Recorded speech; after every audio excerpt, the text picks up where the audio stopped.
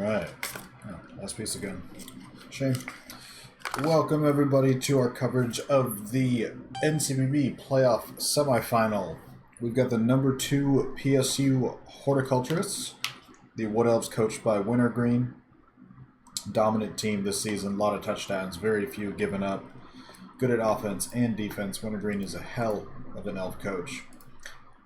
But he's up against quite a challenge. The U of T Toronto Chaos Dwarfs, the team in blue on our right, coached by, apparently just say K9. I've always called him K9, but maybe I'm just an idiot. But number 3 team in the nation. Winner of this game advances to the national championship against the winner of Ottawa and Yukon. I think that game's penciled in for Friday, if I recall, but to be determined. Either way, should be a heck of a match. Two teams with very, different styles, and there is a TV difference. Looks like PSU got up 100K from their treasury, got 2 kegs. Meanwhile, we have a bribe, a weather mage, and 2 stars, bomber, dribble snot, and hackflem for U of T.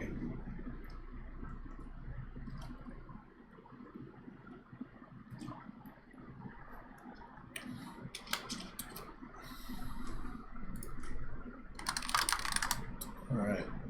Wood Elves receiving 3 rerolls versus 4 rerolls for U of T. Game plan for the Wood Elves would be to score 4 turns at the earliest, I would imagine. You'd like to take 5, 6, 7, somehow 8 if you could. Seems unlikely. A lot of dodge, of course. A lot of wrestle, sidestep. Not a ton of stats on the Wood Elves. You've got a little extra movement on a catcher. Seems to be about it. It's like 2 guard in the middle. Mighty blow on the dancer. Both teams coming in healthy, as all bowl teams do. Getting all their missing games cleared. Welcome, Gark. Hope you're enjoying your after Chaos Cup activities. Guess I could start marking some players. Okay. PSU has the leader on their thrower. That brings them up to 4, which is a huge improvement from 3. Ooh, there's a DP sneaky get elf. Strip ball dancer to tag team with the mighty blow dancer. Okay. Jump up's interesting on a Wood Elf catcher. It's not something you see taken often, but somebody who plays frogs or dark elves with the witch elves in particular knows how useful jump up can be.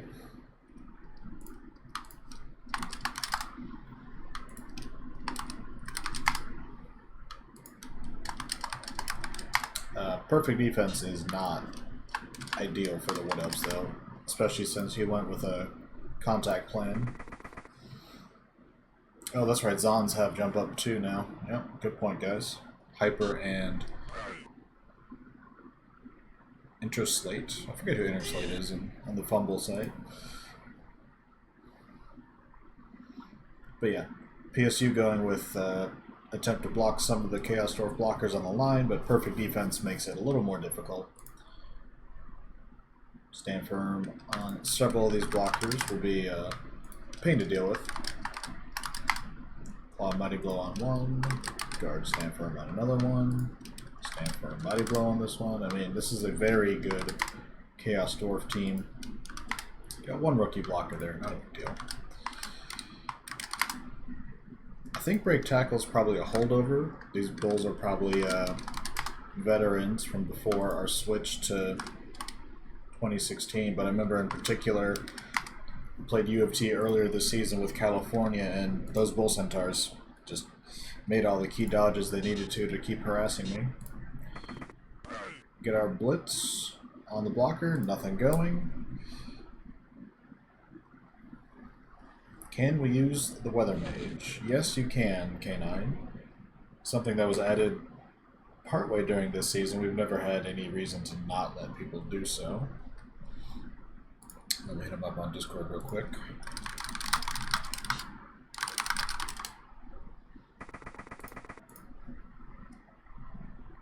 Ah, right, Inner Slate is Gridiron.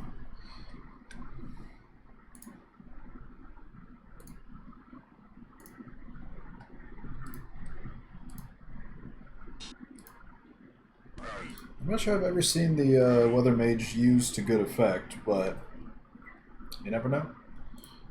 Blizzard to prevent one turns, the extra dice on GFIs. Rain for pickups. You know, pickups aren't exactly the specialty of Chaos Dwarfs, although with Hack here it changes it a bit.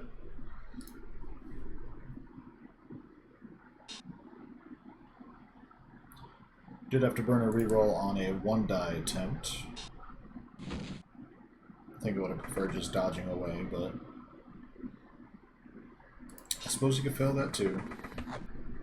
But we get our pickup. Elves deep in their own field. They've got the Mighty Blow Ward Answer screened off, and they are in a little bit of contact, however. Looks like 2 of their players stuck against the blockers, 1 blitzed as well next turn, I imagine. Yeah, Grid, I would agree. Chaos Dwarves are mean. This team is well built. The stand firm is going to be an issue. Trying to create that gap you need to get through. Plus, obviously, 6 blockers of tackle. 1 Bull Centaur's tackle as well.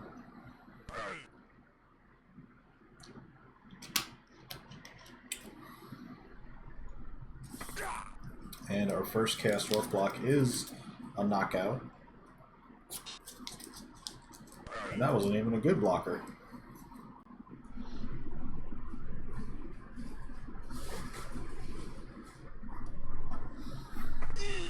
Second is a stun.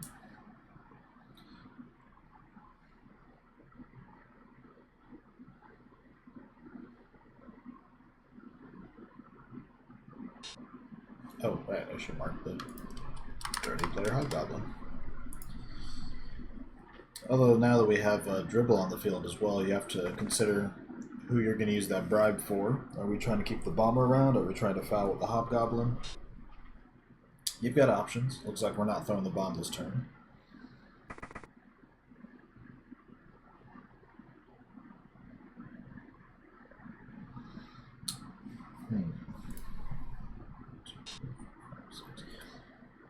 Wonder where our blitz is coming from. If we're using the Bull Centaur at the bottom, I'm a little worried about him getting counter-blitzed, because he'll be a little bit out of position. We do have a Mighty Blow Ward Answer, so, you know, AV 10 plus, or whatever they call it now. It's not easy to break, but he's isolated, gets taken down, and then, for example, the dirty player Sneaky Git comes over. You know, losing a Bull Centaur early could be bad. Okay, we're using the other Bull Centaur.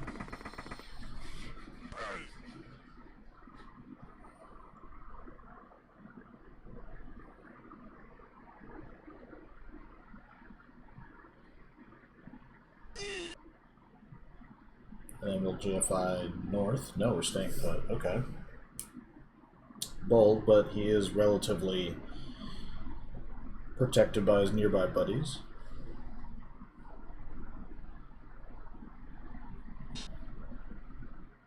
Yeah, Grid, DP Sneaky Git is... It's easier for some teams. Elves, for example, like that Wood Elf Lino, has access to both, so he's a bit expensive if you choose the skill, but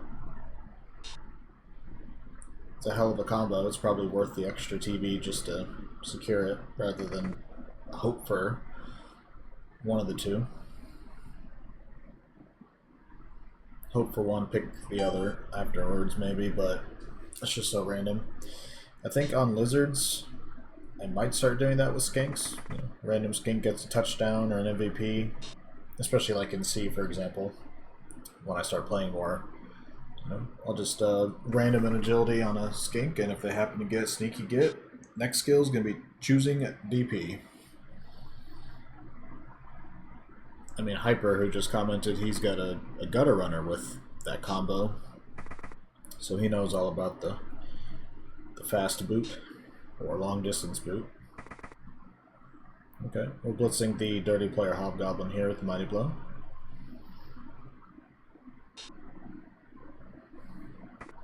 Also, we're getting the old Baz Dakistine Wood Elf offense, it looks like. which is probably the best idea here. Pushes on the dirty player. Can't afford to use another reroll, sadly, but now we got to make sure our ward answer is safe.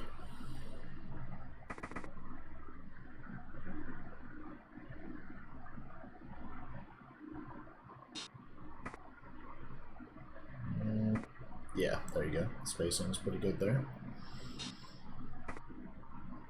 Although I imagine that catcher is about to get blitzed by the Bull Centaur.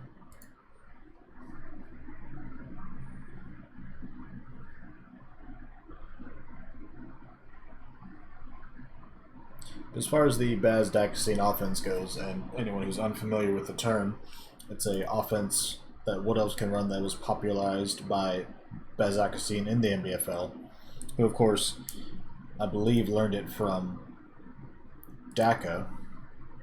Is it Matt Daka, his full name? I don't know. He's another coach on the site who would do this offense where you basically send everybody back to your own end zone for the most part, lure the other team forward, and then find a way to swing around them.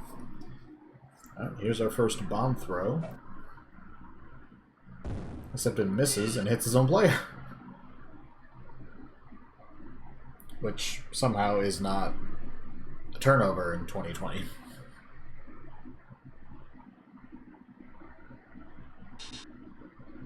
Okay, Grid commenting that Matt Daka is likely the source.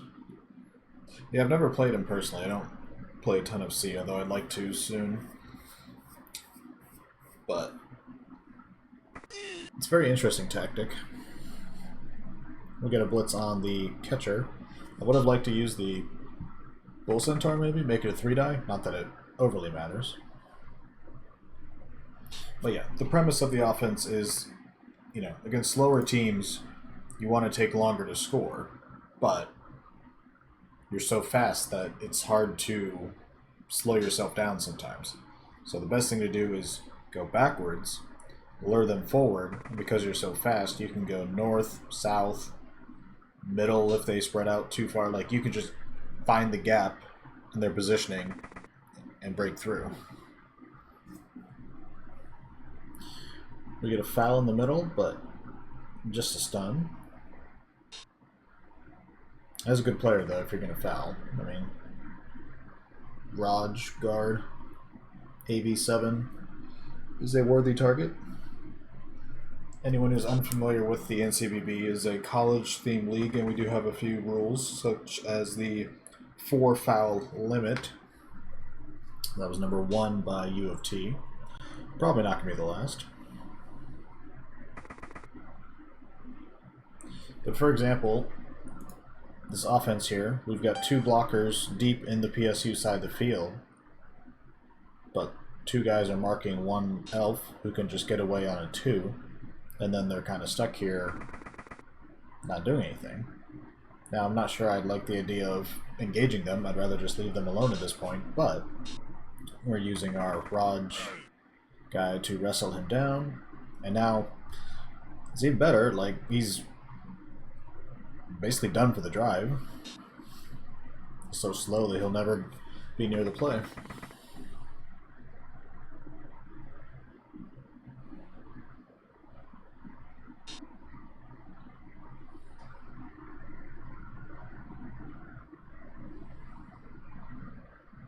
I mean, we might be getting a foul here, but it looks like we'd have to put the fouling elf out in front. 1, 2, 3, 4, 5, 6, 7. So he'd be counter blitzable. But if you do get this guy off the field, he is the best blocker. Claw, guard, mighty blow, stand firm. Not easy armor to break, though.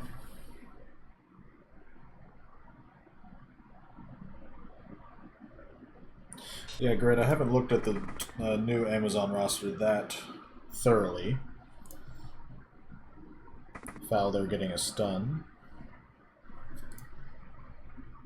I'm glad that Amazons aren't going to just be like cookie cutter, easy 1000 TV team.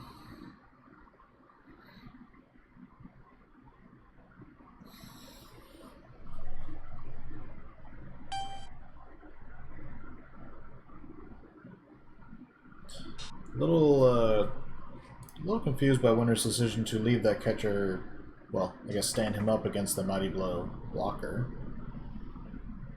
Would have liked to dodge out there.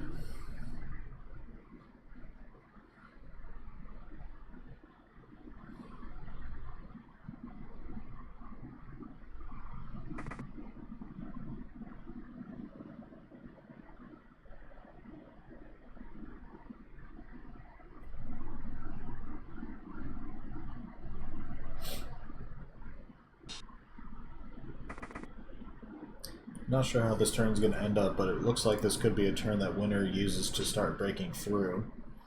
For example, if we want to go through T-Up Jr. down here, the rookie blocker, our Wrestle Lino is conveniently just in range for a blitz. You wrestle him down or knock him over, for example, and you've got a gap here. Yes, that is a Weather Mage Gark. And it's not the old... Oh, we're going for the long distance blitz on the War Dancer. Sure feet barely saving us.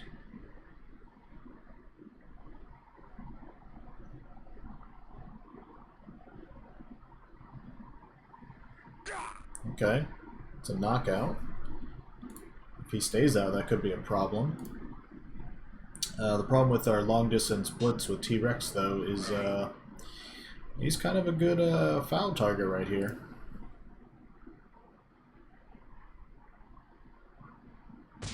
But yes, this is why I did not like Winter Green standing the catcher up next to the blocker.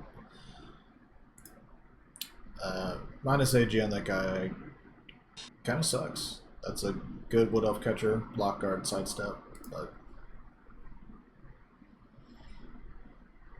he is out.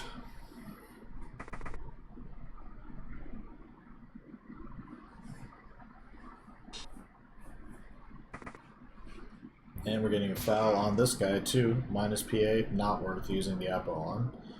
But, flip side of that, he is out for the rest of the game, and that is your other guard player. So, I don't think the Wood Elves have any guard left. They don't. That was an awful turn for PSU. The War Dancer getting blitzed and taken out. You know, he left him a bit vulnerable because he went for the gang foul. But, you know, that happens. It's a blitz, mighty blow. Leaving the catcher marked by the blocker, standing him up. I think that was probably something Winter Green would take back. And then the foul over here. I mean, that guy has just been stunned for 3 straight turns, so about as bad as you can get. Okay, get a knockdown here. Got one more. The problem is, even if you start advancing up here, that bomber could hit so many of your elves in theory. 50k for this little dude is a bit silly, it seems like, for what I hear. That's a tough call, Grid. Generally, when I've seen the Bazdakisian offense used, there's not a bomber, which changes the equation a little bit. I would say a well-run Bazdakisian offense really can give you an advantage. If your opponent isn't used to it or is too aggressive or their positioning's off, you can really punish them. You take a minimum amount of blocks and in theory, you take the maximum time you can and you score on turn 8. Problem is, if your positioning isn't good and then you're in contact or, you know, you start losing people, it's very easy to get trapped in your side of the field too. Like, you know, a failed dodge and all of a sudden it's turn 6 and your entire team's in your side of the field. You could be in trouble. Good coaches may know how to defend it better.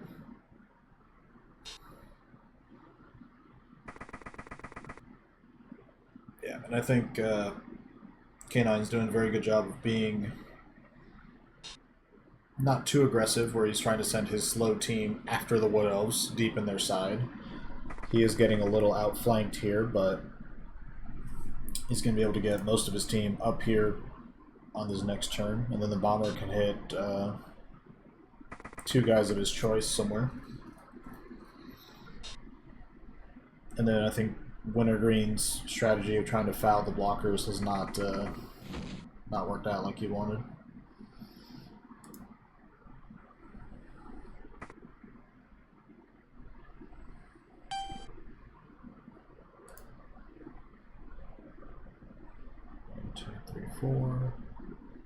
Yeah, we're probably going to have to blitz Nicholas here so we can get more of our guys upfield.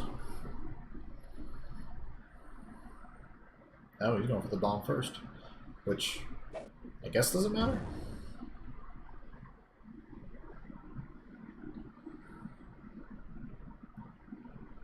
Yeah, I mean, taking out a blocker is not likely, even with DP sneak you get, but they have that lizard syndrome to where if you take out one of their key 6 players, either the blockers or the Sauri, depending on the team, you know, you can have that trickle-down effect. It's a tackler off the field, it's potentially a stand firm guard player like this guy was, Mighty Blow, for example, and every blocker you take off, they have to put a Hobgoblin on, usually. But at the same time, he went for the big gang foul, didn't get it. His Mighty Blow War Dancer was counter blitzed and taken off the field. So, if you're going to foul effectively. Be Ryan Fitz.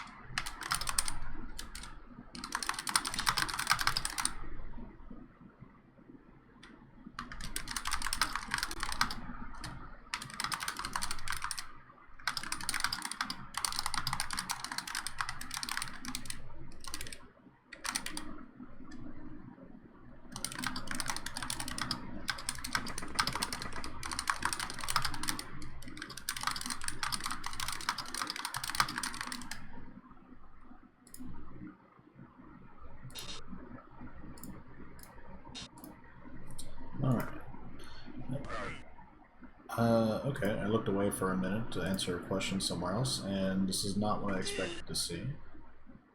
Well, I guess this blocker's still free. 1, 2, 3, 4. Yeah, I mean, the Wood Elves can still kind of get around, though.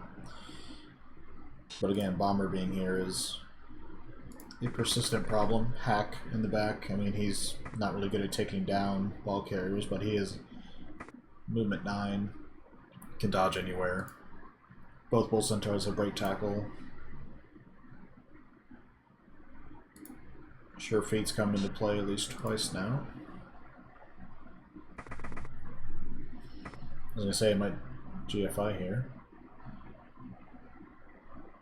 Might as well GFI again. That would really put PSU in a difficult spot. Did have to burn a reroll though, but he still got 3. And he does go for the foul here. I mean, guard should assist now. Gets a stun. So yeah, Winter Green's going to have to make a decision here. Most likely we're going to have to dodge with the War Dancer, wrestle down this blocker, and then make a dodge somewhere else and get a sideline cage going, but that bomber just, you know, throws a bomb, takes out all the guys, and Hack picks up the ball, and all of a sudden we're in a very bad situation. I'm not sure you have other options though at this point.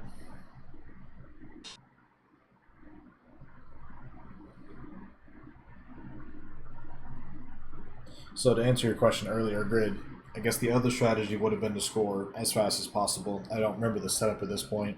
Plus he got a perfect D. But, you know, Wood Elf, sideline cage, 2-turn touchdown is a pretty standard Wood Elf strategy you learn early on. I'm sure Winter Green could have pulled it off if he wanted to, but, you know, if you do score in 2 turns, you're like, okay, we get the bomber off the field, but he has a bribe, so the bomber can come back. Or if even the bomber stays out, you're still giving Chaos Dwarfs 7 turns to score, and the ball the second half. So, taking some time off the clock is your best option. It just has not gone the way winners probably wanted it to. He really needs this dodge to work, though. Well, barely gets it.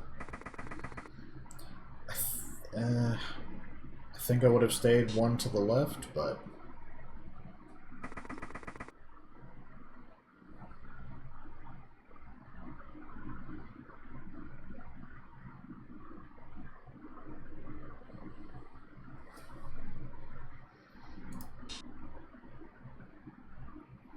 yeah, I mean, this is going to result in one of two things. Either we're getting a bomb here to take down the sideline screen, and either the bomb takes down the ball carrier itself, or the Bull Centaur comes in and does it, and then Hack gets the ball, or something fails in that sequence and Winter Green scores next turn after a dodge. So let's just say this next turn is going to be the key to the game.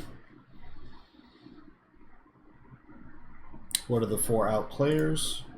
4 out players are Kick Wrestle Lino, who's knocked out. Ward Answer, Mighty Blow Tackle, is knocked out. Minus AG on that block guard sidestep catcher. And then minus PA on the dodge guard wrestle Lino. So those are pretty good players. I mean, even the Kick Wrestle guy is useful here because Wrestle's just so damn good.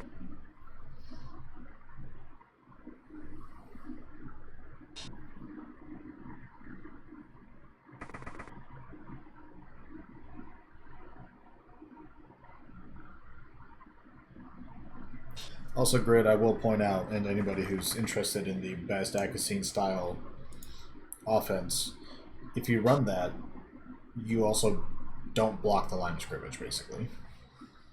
I'll cover that in a second after this bomb comes in. We do deflect the bomb, but because of kaboom, it still goes off. It doesn't hit the ball, though. So now we're going to get a break tackle, blitz on the ball with tackle.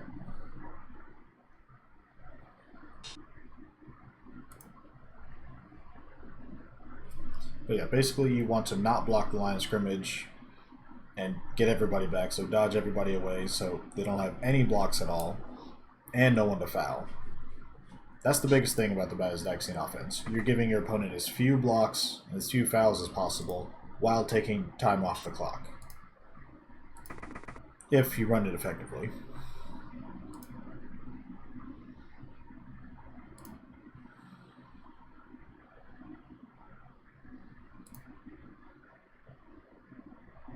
I'm not sure the bomber breaks the game. I think the bomber at 50k breaks the game. So it's going to be something we're going to look at for sure.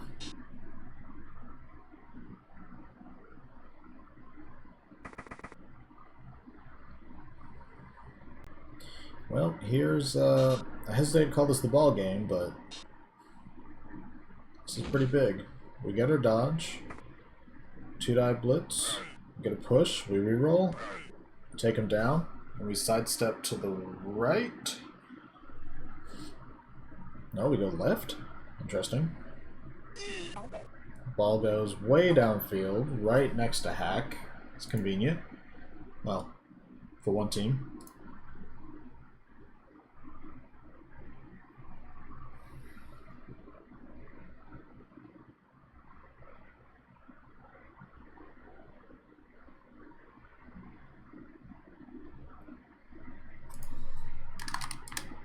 Yeah, that seems like it could happen hyper pretty easily.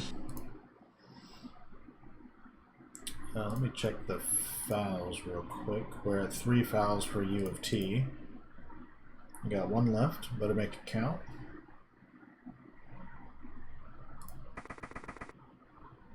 Wisely puts a tackle zone on the ball. Hack with a clutch pickup. And you send him downfield over here, and outside of some heroics from Tyson Pauling, this looks like a pretty easy score for U of T.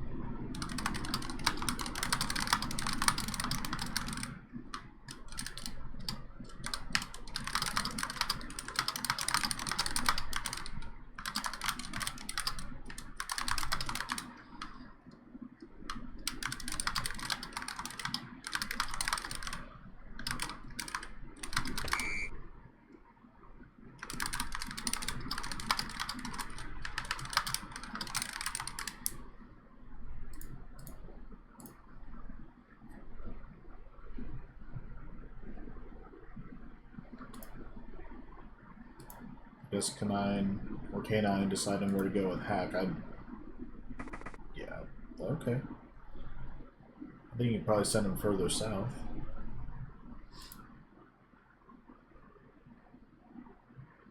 It's not a bad spot, though. It's hard for Tyson to get to and make it a one die. 1, 2, 3, 4, 5, 6, 7.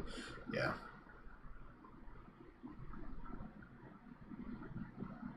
Well, 1, 2, 3, 4, 5, 6. Now there's a good one die right there, so I think it would have kept going. But we got a 3, a 2, a 2, and then one die with Wrestle. But even when we take him down, like, who's going to get the ball?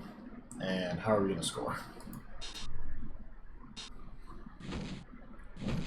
Well, we're getting our dodges so far. We reroll. We don't reroll. That's interesting. I know you only have 2 left, and your recovery option is basically non-existent, but I think you have to take him down. Or attempt to with a reroll. Because you can just dodge away on a 2. And then you're not catching him.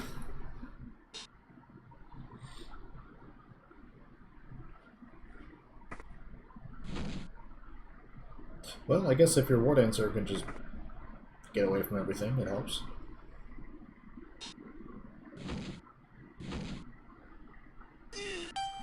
And we use our reroll on that dodge instead of the reroll on the sack attempt. I mean, I realize you still wanted to move your other pieces, but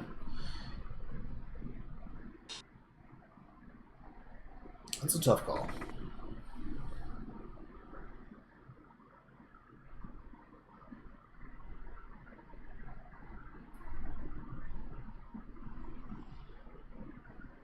I'm pretty sure Nelphine typed up this big article describing what the price, or the correct price of all the star players in 2020 should be based on their skills and stats and everything else. And I don't remember off the top of my head, but I imagine the Bomber is a significant undercost.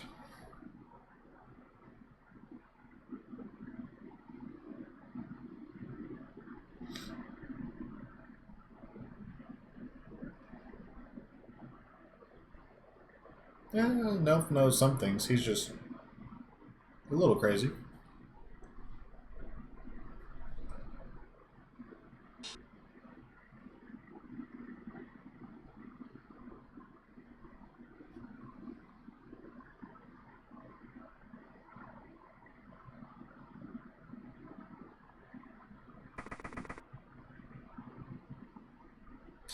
Nelf has him between 126, 135. Yeah, I mean, that seems more realistic.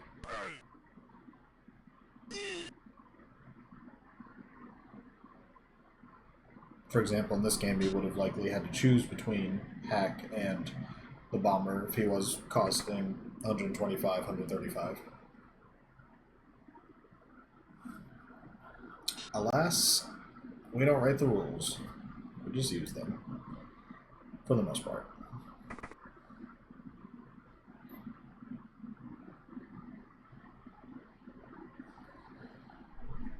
Have we blitzed yet? I don't think we have.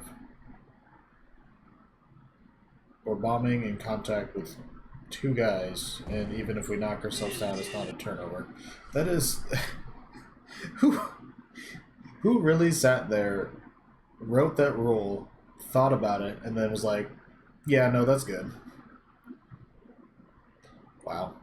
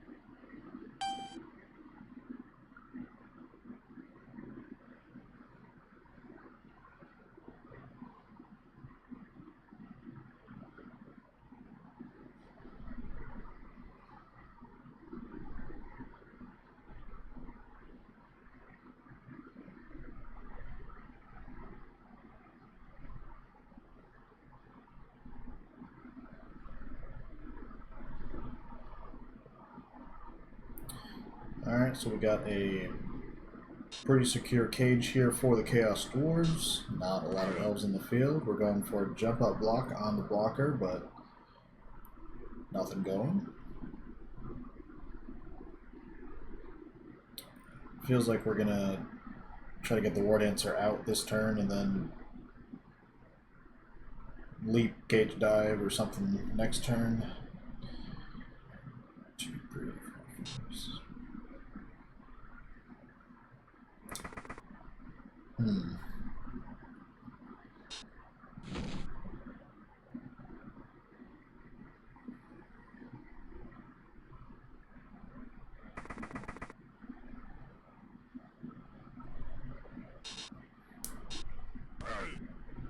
It's a pretty big knockdown, though. Would have been forced to dodge if you didn't get him down. Of course, there's this big bull centaur who can 2-die your War Dancer next turn pretty easily.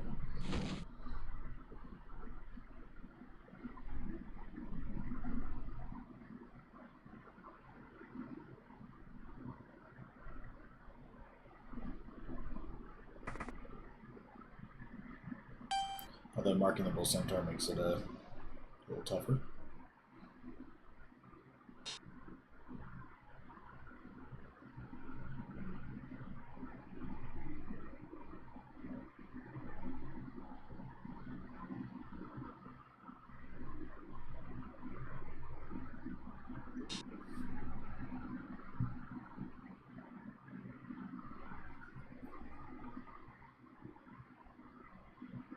Alright, we'll see what K9 can do here. Probably getting a cage along the sideline, not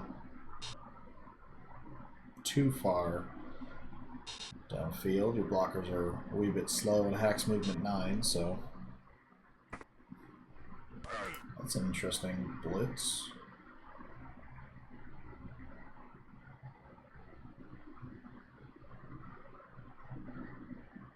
I'm not sure I like it because now both these blockers are tied up.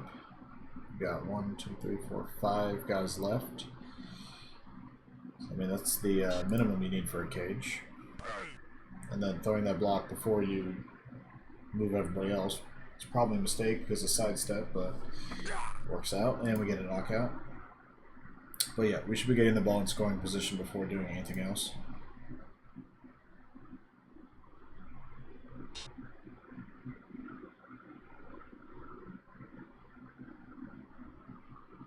Yeah, so move him forward 4.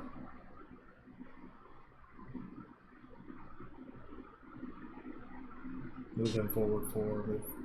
Move somebody. Okay.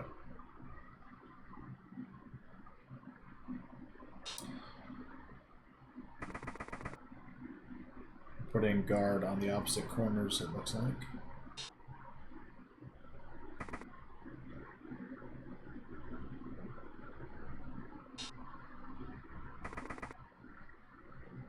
Okay, I like the placement of the guard.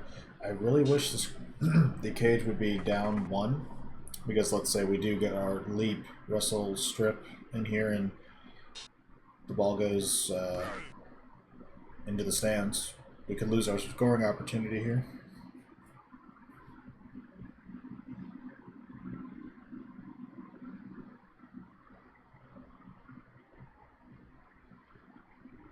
So yeah, if you just had all this 5 cage players down 1, and then you throw that block, move them away, so you're not in contact with your cage corners, I think I'd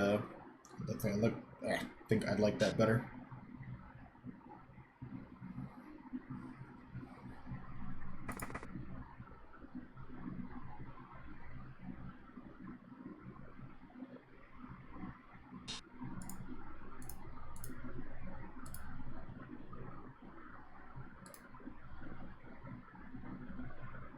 Also, I'm not sure why you would move the bomber away. I would just mark somebody with him. There is a way to check K9 if he washes back. I'm not sure if Winter Green's using some gamesmanship, but if you hit game and go to game statistics, you can check as a spectator or the coach.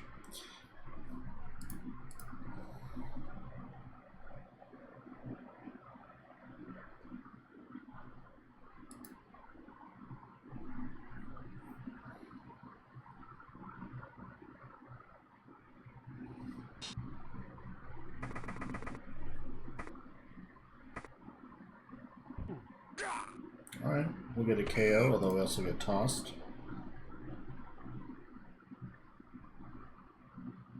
No reason to use the bribe on him since we have no more fouls left. But we do argue it successfully. Classic. At first I was a little concerned about our foul on that guy, but then I was like, oh yeah, that's the movement 9 guy, so that's our best one-turn threat. Here is our leap sack attempt though. We have wrestle, we have strip ball,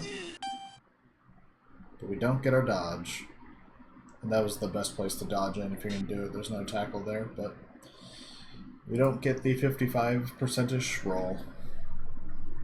So this should be a pretty easy hack touchdown after we throw a block here. 3, 4, 5, 6. No, there's no. Well, if we blitz, we can make it a 3-die. As we do. Barely get it. And we get another knockout.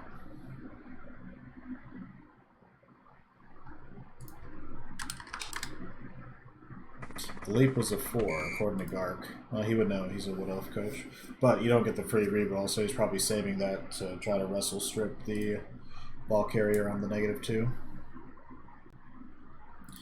Either way, it is now 0-1 at the half. U of T is receiving and has the lead. There are 11 elves. No, there are 13 elves. There's already 2 in the field. Wait, he did use the bribe. Oh, okay, I didn't see that. Oh, he just used it for the... Okay, I thought he was implying he used it earlier, but no, he used the bribe to try to keep the bomber in at the half, and it did not seem to work.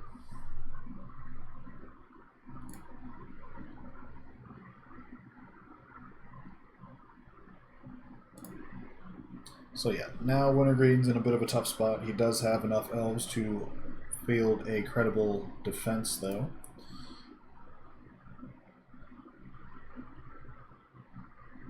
Kegs didn't bring back 2 of those players, so worth the investment. It'd be fair if he also got a defense-altering kickoff result. Perfect defense, blitz, you know. U of T got one. Wintergreen should get one as well.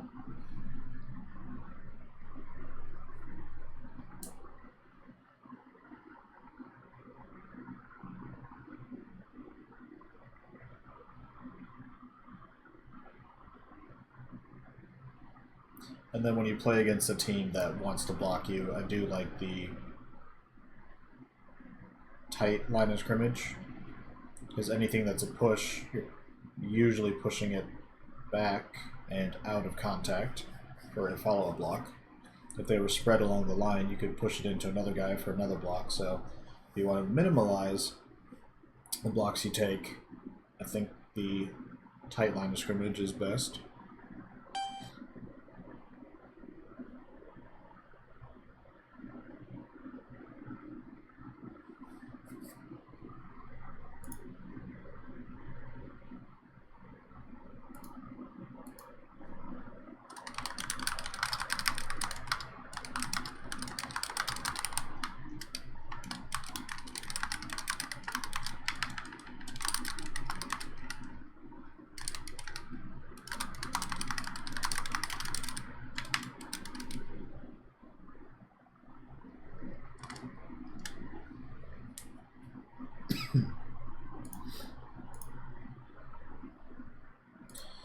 Alright.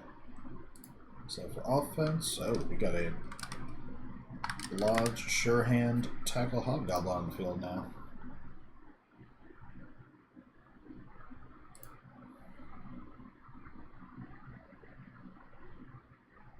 Yeah, grid 11 is pretty fortunate at this point. He did have a lot of KOs, and looks like all of them came back. 2 of them thanks to the kegs. It certainly helps.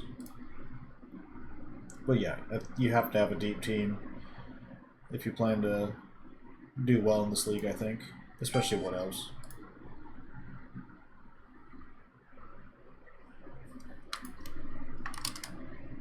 Did get his kicker back as well, so if we do a short corner kick here and they can't handle the ball or it's a favorable defense. Okay, see? Solid defense on both sides. That's fair.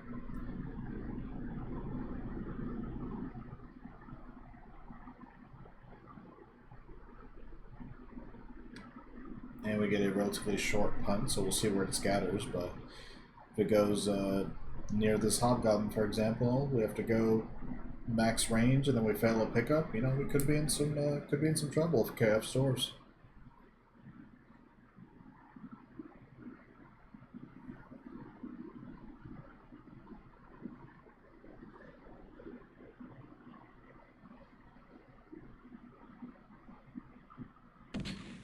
Chooses not to move anybody though. Ball scatters 1. So now the question is, do we trust our Sure Hands Hobgoblin with the free built-in reroll, or do we go hack with the 2+?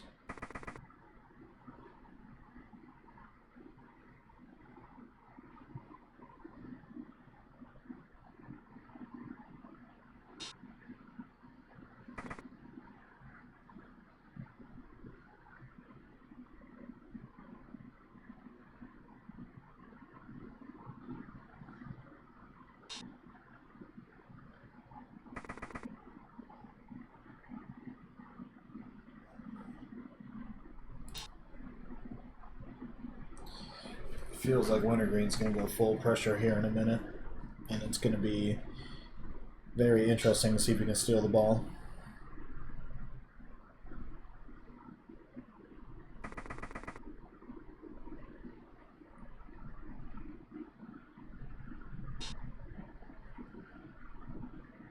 Hipper, I'm not sure what you mean by 8-1.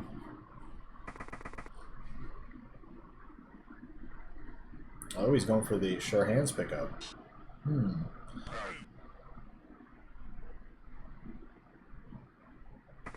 Sure Hands over AG2. It's a tough call.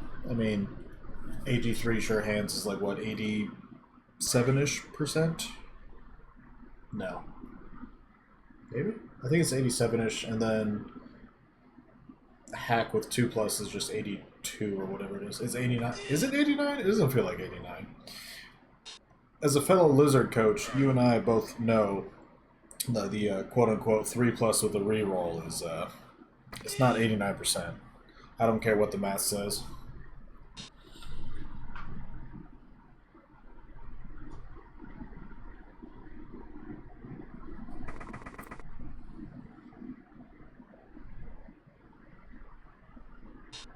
Well, here it is. Okay, it just throws a 6, no problem. Still, though, we've got a Hobgoblin out in front with no skills. We've got just a random Dauntless Hobgoblin over here. Interesting. Guessing the Dauntless Hobgoblin is maybe tech against Ottawa? Yeah, you have some guard blockers, but you have a Hobgoblin here to maybe take down a mummy. I don't know who else is in that division, but curious. Either way, feels like we're going to go pressure. We can get basically 8 players around here in between the two groups of players. You stand up like 2 of these linos, send everybody else right here, and then you divide and conquer. Hyper says 8 out of 9 is 89%, and 5 out of 6 is 83. So yeah, Sure Hands is technically the better choice there between the AG3 Sure Hands and AG2 no Sure Hands hack. But at the same time, don't you want the ball in Hack's hands instead of the other dude? He's only movement, 6, he doesn't have 2 heads and all that stuff, so...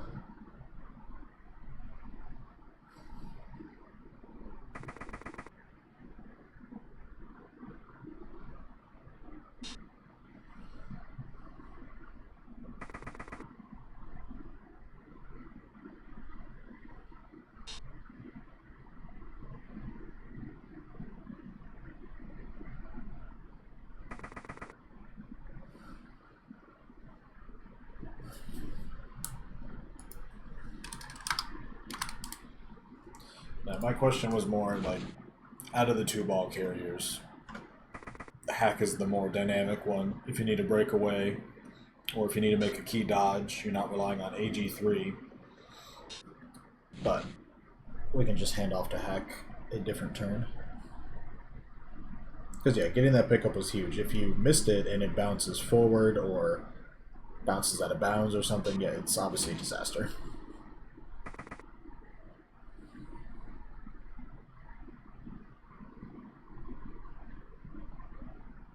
Oh, right. Hack has that treacherous rule.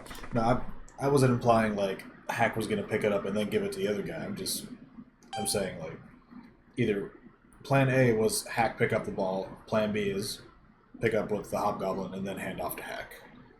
I guess plan C is just keep it with the Hobgoblin, but we'll see how it plays out. Maybe you kind of want to spread the two out a little bit. You have the Hobgoblin go one way, you have Hack kind of go in the middle if you need to, like, reverse field hand off to him. I mean, that's a strategy too. That's plan D, I guess.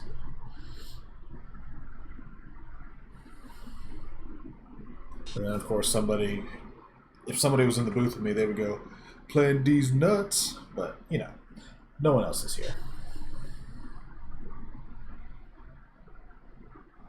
But yeah, this is exactly what I thought Wintergreen would do. You've separated and isolated the three blockers. They're not in contact. They're not doing anything. There is one spot here that can tie up two players, but that was, well, two spots, but it was kind of unavoidable. But yeah, so you divided the Chaos Dwarfs. You flooded their backfield with 7 players. You've got a deep safety still.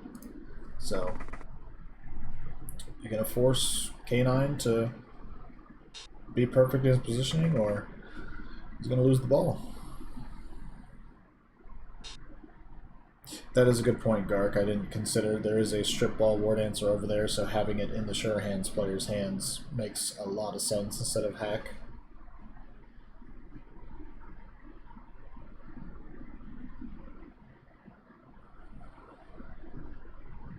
That is why I drafted that one frog. Strength 4, block, Sure Hands, because of your 2 damn War Dancers.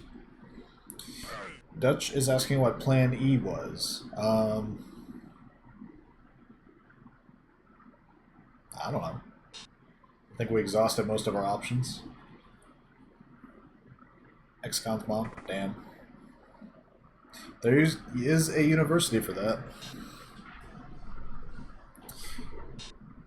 I'm pretty sure you had Strip Ball Dark on those War Dancers. I know you had Wrestle. Maybe that was your previous... I'm pretty sure there's the same War Dancers. No. No, there is no punting the ball for Plan E. If it was reversed and the Wood Elves needed to punt it, yeah, that's an option. But we're not punting the ball as Chaos Dwarfs. Not in this matchup. Can Hack throw the ball? He's passing 3. Interesting. So yeah, I guess if it was like Chaos Dwarf versus Dwarf, you can run Hack downfield with the ball and punt it. Yes, please bring back Hail Mary Pass. It's such a fun skill.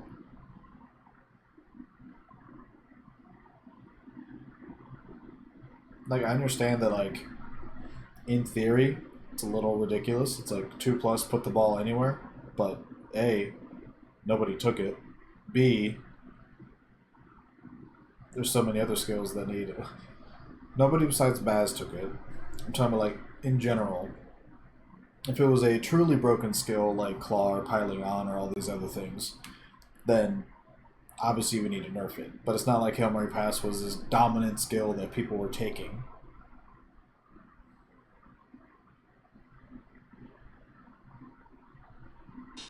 That's amazing, Hyper. I'm not sure what your Crocscore was doing that far downfield, but there is a replay I have saved on my channel. He was winning, of course. There's a replay I have saved. I think it was the first game I did coverage for in the NCBB. It was Freshman's Skaven TCU versus Nomads Humans East Carolina. And this was the season that TCU went on to win their first championship with their, like, up-and-coming super players, including who's the big guy? Broadnax. And Nomad had beaten up the rats and gotten like 4 of them off the field. Oh, we're going for a sack, and I'm talking about some bullshit. That seems bold. I mean, you do have tackle wrestle, but it is a -2 die. I think you could have played that more. Okay, just leaps backwards. That's amazing. I think you could have played that more conservatively. Blitz through the Hobgoblin and then mark him with a Lino or done something. Alas, looks like he went for it. But back to the story, which is way more important. Freshman was running out of options and eventually had to send Broadnax, younger Broadnax, downfield as his receiving option and eventually threw it to him, and he caught it. And after rampaging for a turn or two, he blitzed through the human blitzer and eventually made his way into the end zone. TCU ended up winning the game like 3-2, and later national championship that season. So that throw to the Rat Ogre ended up saving his season potentially. A dynasty spawning play, mayhaps.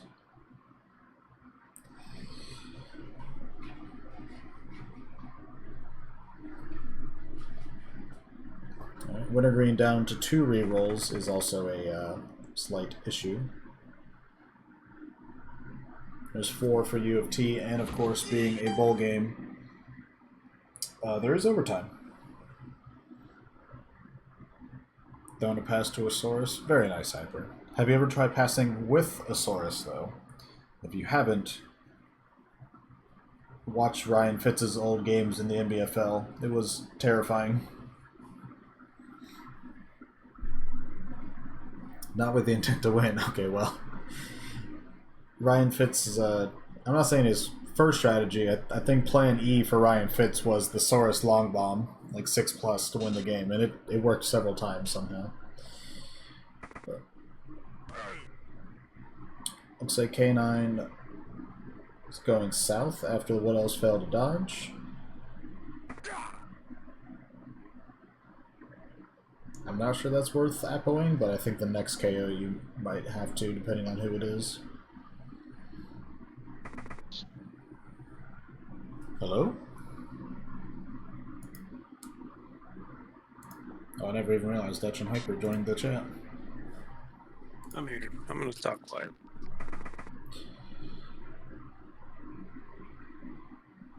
You here to talk about the old Saurus Scorus and all the good lizard plays?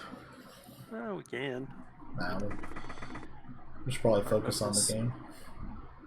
Wood Elf team being annoying like they do. Yeah. I was kind of like mid-story, so I missed it, but I looked up and he went for that blitz on the ball carrier. Was that surprising? Because it felt like this is more of like a pressure the ball until there's a better opening situation. Yeah.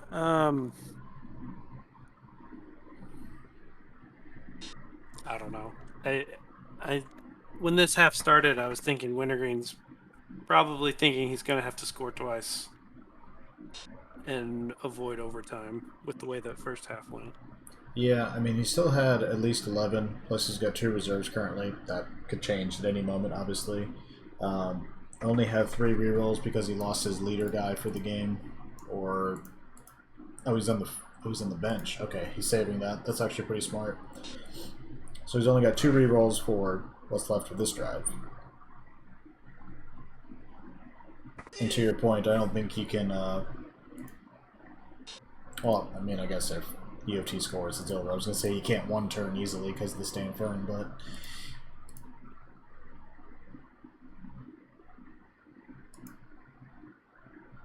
Now that his frontline and backline are...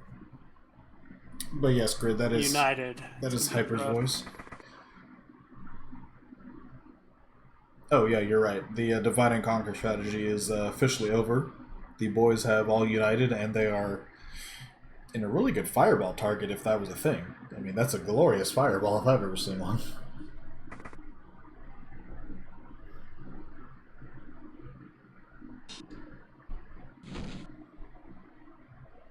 And then we got Hobgoblins making 3+ dodges like it's nothing. Yeah, this is going to be tough. And if anything, this is the reverse of earlier to now where the Chaos Dwarfs are all, like, dividing the Wood Elves. Because now we got 6 Wood Elves way back there, and either they got to go the long way around, or they got to go through like the Bull Centaur to do anything. That one lineman on the line of scrimmage is pretty irritating.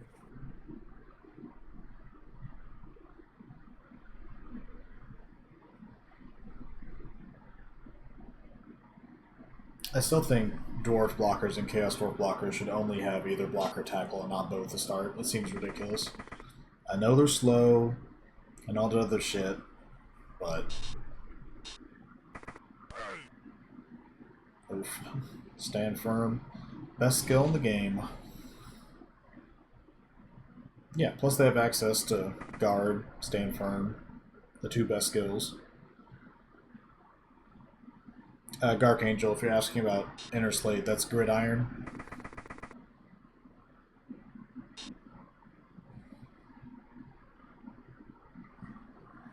He joined the NCBB, and I think he was also doing those videos for the NBFL for a while, which were pretty cool. He's in the NBFL now. Oh, that's right. He Took Arcane's team. he joined. He's he took over Atlanta, I think, or Yeah, that's right.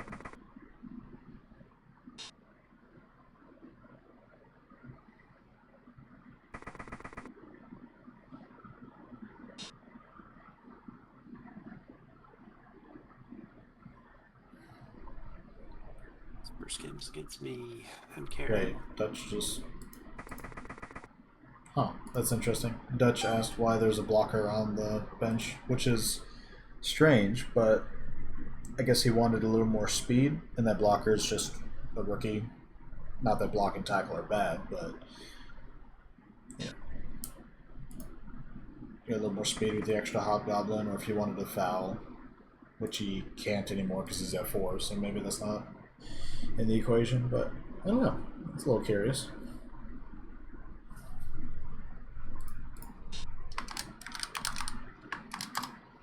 Question him right now. We may never know.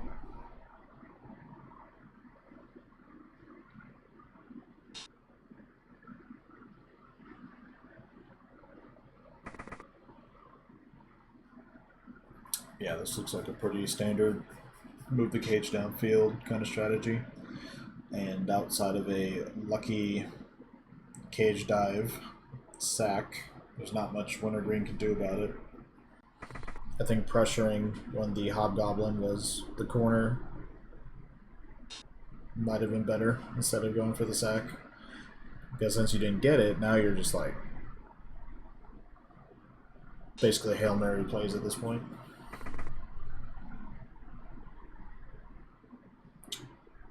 Reverse tilting. Interesting. That's a theory, I guess. Reverse tilting. Standing up straight.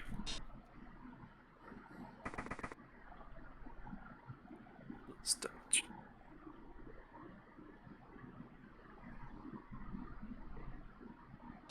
Were you one of the coaches who went to Chaos Cup Piper? Was that No, I'm not as cool as those guys. okay? Seems like they had a good time though.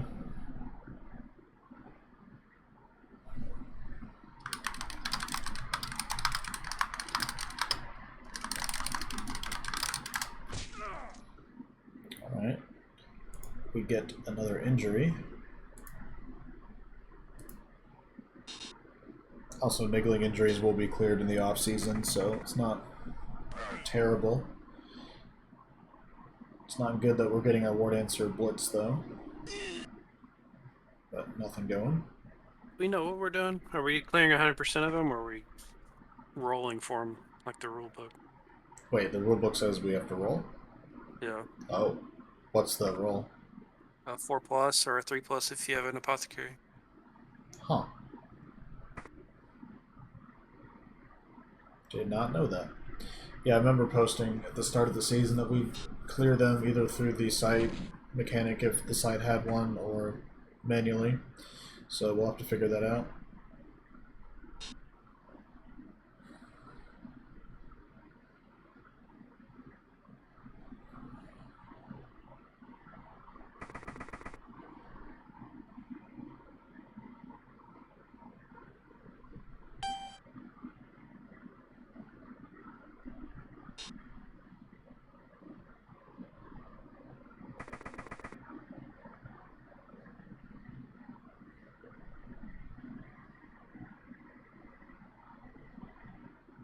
Looks like we got a blitz on the exposed hobgoblin coming up.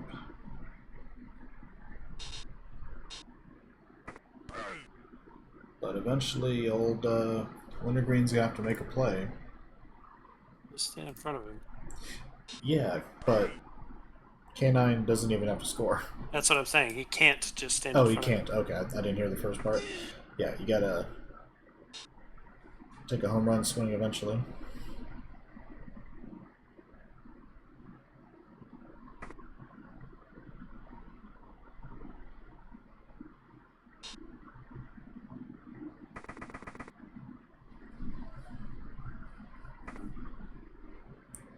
I think I prefer him being where he was.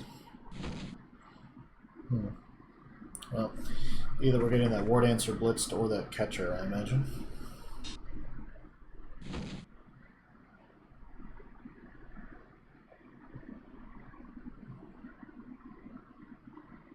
I mean, if we're K9, I think we just stay where we are.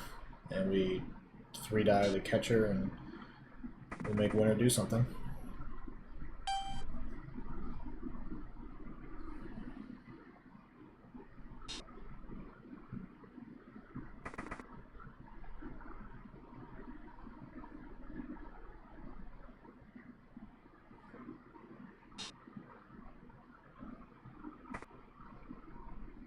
He's going to keep going forward a little bit, it looks like.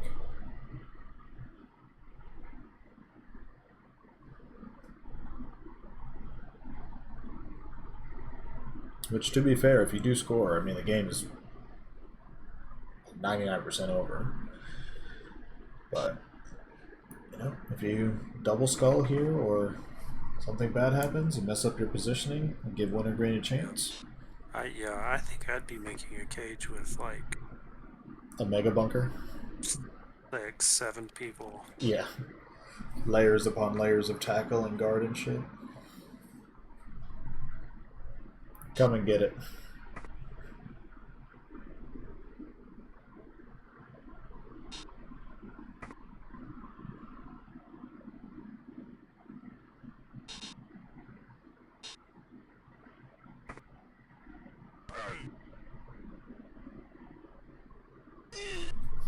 Alright, get stunned there.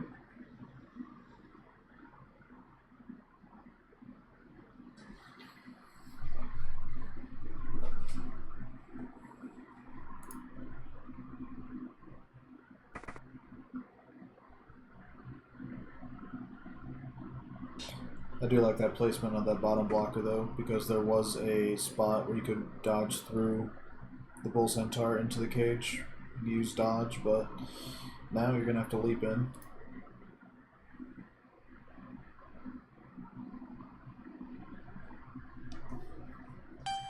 Feels like this might be the turn you have to take the shot. Yeah. You have a 4+ leap. It's not getting any better than that. Yep, here we go.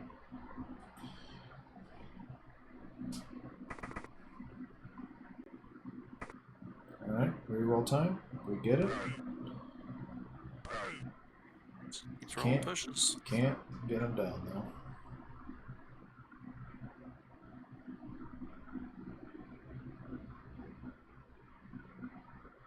No, it's sure hands is a very nice skill. There's not a lot of strip ballers out there, but when there is, it's absolutely terrifying.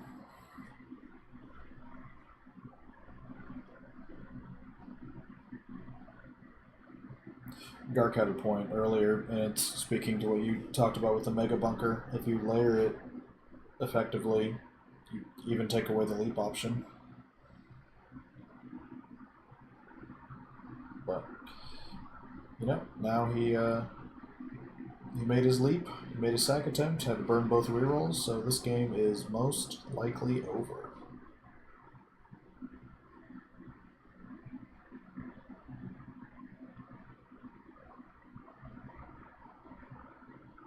Even if PSU somehow got the ball out, picked it up and scored, they have a total of 0 rerolls plus the leader versus the 4 currently for U of T, so overtime would favor U of T. And then obviously the coin toss afterwards, they would have a big advantage if they kept the reroll edge. Rerolls don't affect the penalty kicks anymore. What? Nope. What else have they changed? It's just a straight coin flip. There's nothing sacred. Although to be fair, just like turtling and using your reroll advantage to try to win the coin toss is kind of a lame strategy. So I guess that makes sense from a design perspective. If you just coin flip it, it makes people actually play overtime to win.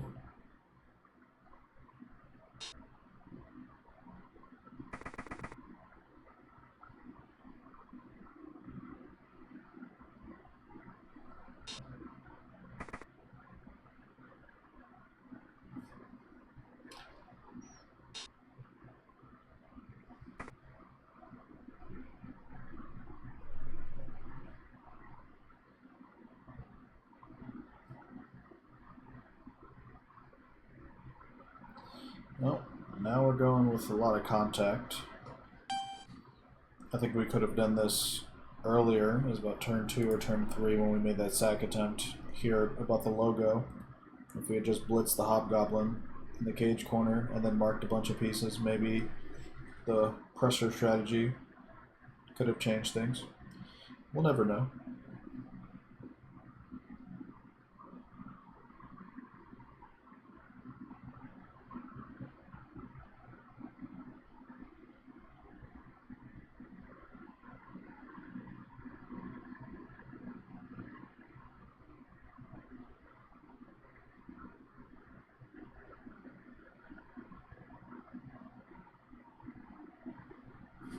Yeah, I mean, this is all you can do. Is tag and hope for a inopportune double both down, or your super lucky double skull. It's been known to happen.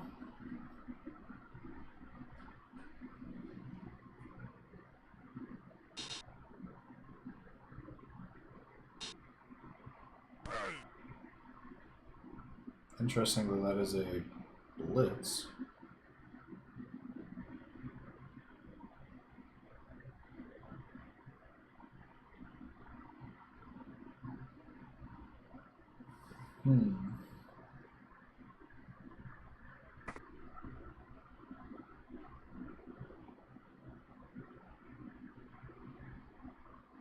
This is where the pressure slash man marking strategy has merit. All of a sudden, your opponent is using their chess pieces and throwing blocks and doing these things, and then they look up. It's the end of their turn. They have 2 pieces left to move and an incomplete cage, and it's like, well, shit. Where do I put the ball? And then you put it somewhere where the other team can get to it still, and they have a chance. We'll see if Wintergreen gets that chance. He is within leap range currently, if that War Dancer is not knocked down. Which is one thing I've always tried to work on. You know, I play Gark enough for other Elven teams.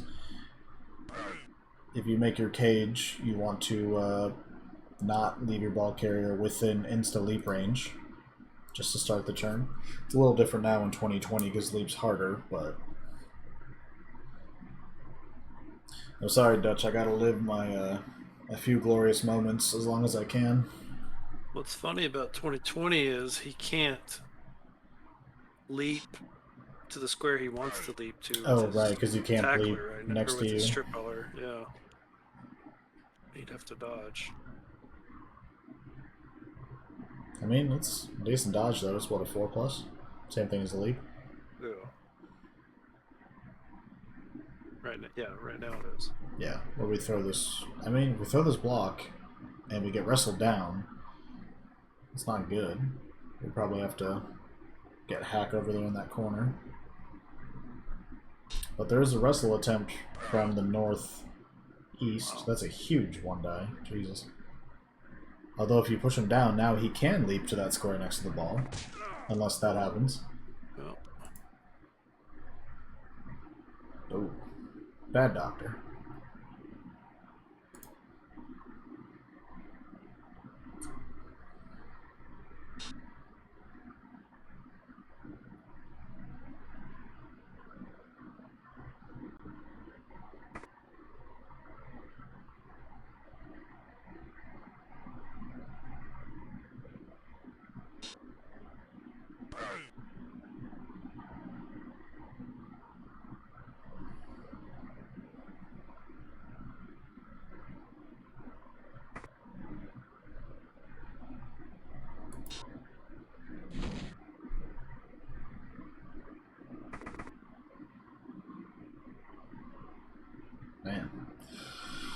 Uh,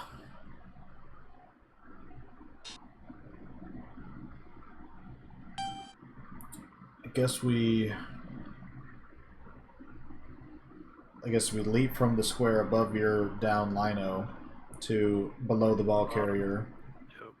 Try to sack, and then push him up, and the ball goes to Marquis Spiker. Then he runs downfield, or I guess the catcher sneaks his way in between your linos. Then you hand off to him and do all this stuff, and then you do elf things. But that's assuming everything goes right, and you have no rerolls to help your chances. But you get a 6 and a double pow. Gosh. Okay.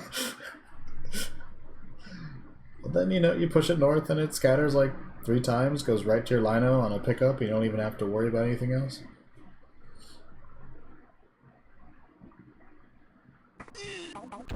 Oh no. Well, that's 1-6 he may have not wanted to roll.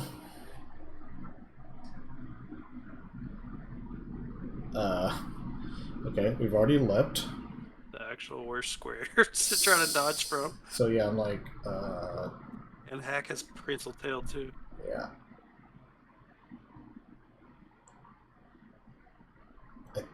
I think we just have to stop and then hope.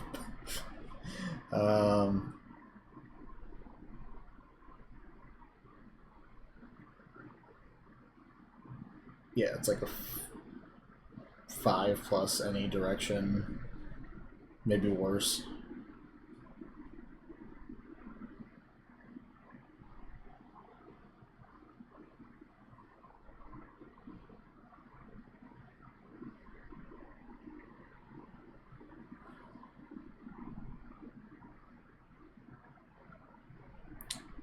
Grid pointing out that you can still use jump. No, he used his jump. That's right.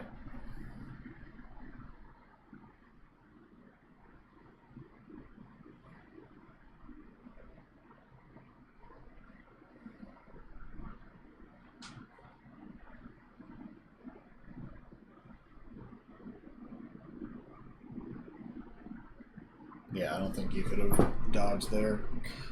At this point, get your... No, you still need that catcher nearby, I think. So let's dodge the catchers marked by the Bull Centaur. I guess throw the 1 die with linos?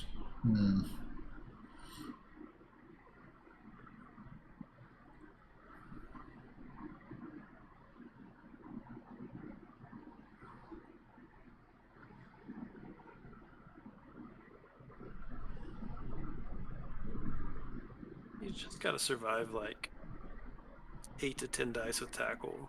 Yeah.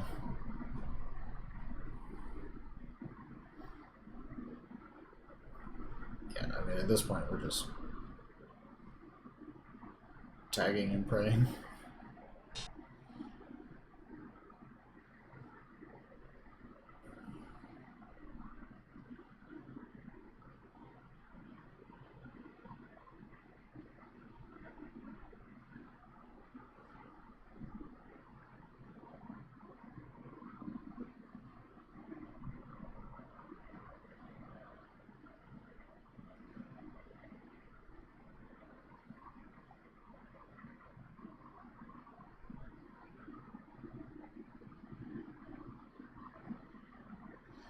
I think I take the sidestepper and put him next to the bottom blocker to his right, so if he doesn't take you down, you sidestep next to the ball or something. I don't.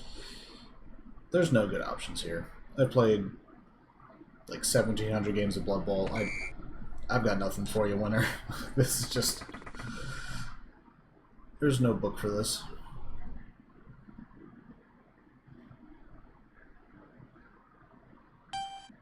Yeah, my notes would be roll that double pow on turn 2 instead of turn 6.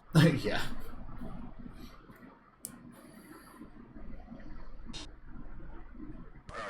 And we immediately take down the War Dancer.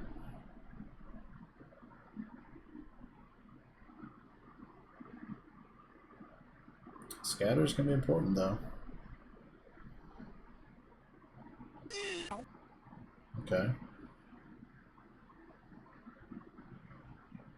But again, K9 doesn't need to score. Wintergreen has to.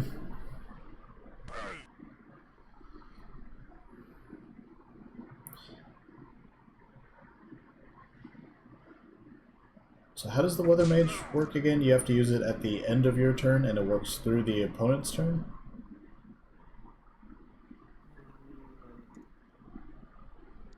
Hang on. I was trying to figure out like when we could use it here. We could, at the end of this turn, activate Rain, I guess, just so it'd be harder for PSU to pick up any potential scatter. You have to use it at the start of your turn. Start of your turn. Okay. God, that's weird. No wonder it's only 30k, because it sucks. You have to roll a 5 or lower or a 9 or higher for it to even matter on 2d6.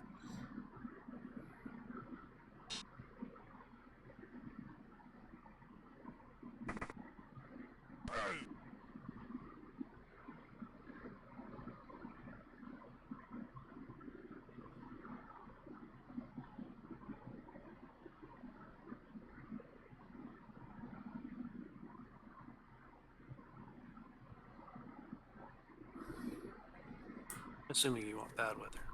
Yeah.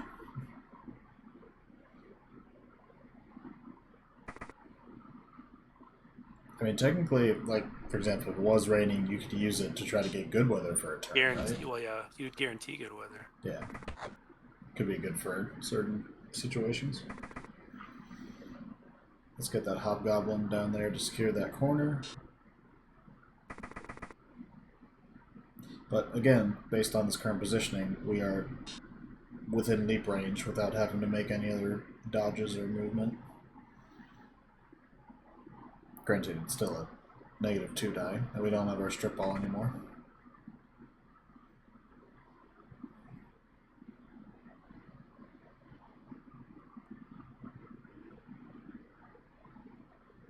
It's an easier lead.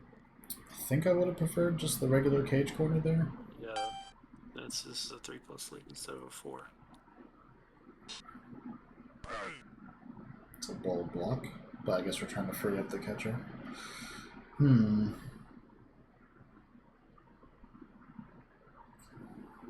Yeah.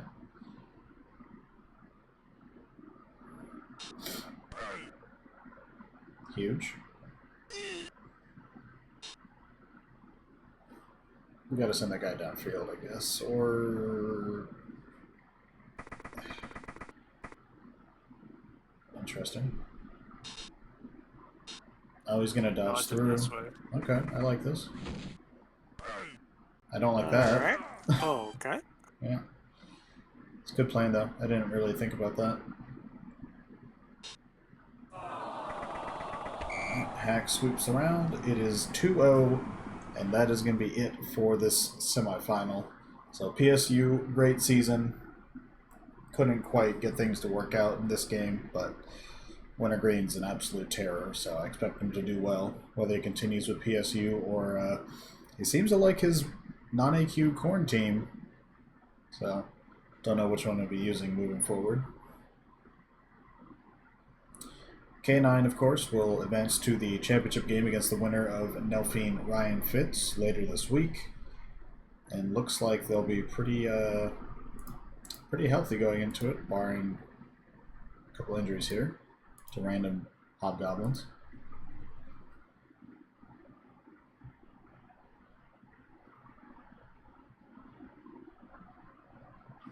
How do you like U of T's chances against either of those two teams? I like them a lot, actually. I don't usually get to watch like a Chaos Dwarf versus either Undead or Necro game very often, so yeah, it's an interesting dynamic. Well, you got to figure that whichever team comes out of that, it's going to be more Beat beat up up. than this team. Yeah, that's a fair point.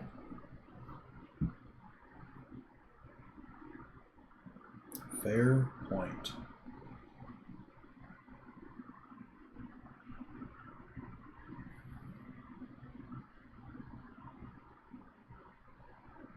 Watch that game be an absolute pillow fight. Yeah. Well, yeah, and you might not get hacked, but you can guaranteed get bomber. I would think I don't. so, yeah. What's I don't think. his I TV don't think at? it. U of T 1790. I think the others are a little over. Maybe not Ottawa. It won't matter because he's less than 100. You can just Oh, buy yeah, you him. just buy him. Duh. And I don't think undead can take him to like block you from doing that.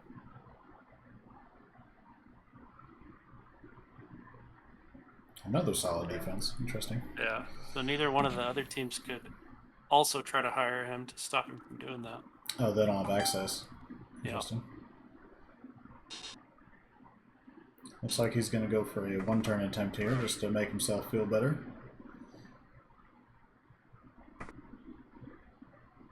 Movement 9 sidestep is just gross.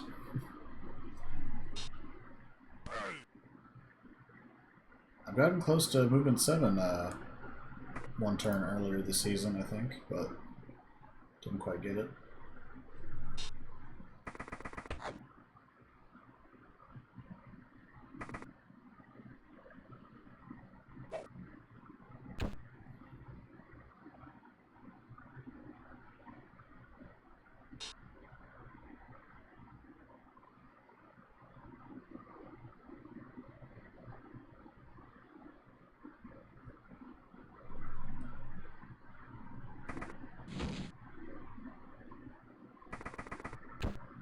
Very nice. Move one more guy around.